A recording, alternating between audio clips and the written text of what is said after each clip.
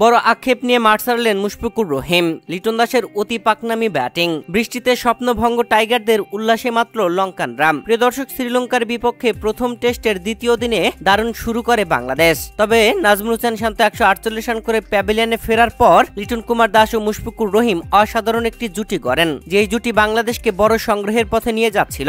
131তম ওভারের খেলা চলতেই শুরু হয়েছিল বৃষ্টি। সেই বৃষ্টি বাধায় বাংলাদেশের ব্যাটিংয়ে যেন ছত্রভঙ্গ আসে। বৃষ্টি শেষে মাঠে এসে কিছুটা সময় খেললেও টিকে থাকতে পারলেন না মুশফিক লিটন কুমার দাস, যেখানে মুশফিকুর রহিম 141তম ওভারে আশিতা ফার্নান্দোর বলে এলবির ফাঁদে পড়ে আউট হয়ে প্যাভিলিয়নে ফেরেন। ডাবল সেঞ্চুরির আক্ষেপে মাঠ ছাড়েন মুশফিক। 350 বলে 163 রান করেন 9টি চারের বিনিময়ে। এরপর পরে লিটন কুমার দাস 142তম ওভারে থানিন্দ্র রত্ননায়কের করা চতুর্থ বলে ডানহাতি থেকে বামহাতি হয়ে মারতে গিয়ে হাতের গ্লোভসে লেগে উইকেট রক্ষকের হাতে ক্যাচ আউট হয়ে প্যাভিলিয়নে ফেরেন। পরপর দুটি উইকেট হারিয়ে বাংলাদেশ যেন দিশেহারা হয়ে পড়ল। এরপরে জাকের আলী অনেক এসেও খেলতে পারলেন না। 16 বলে 8 রান করে প্যাভিলিয়নের পথ ধরলেন।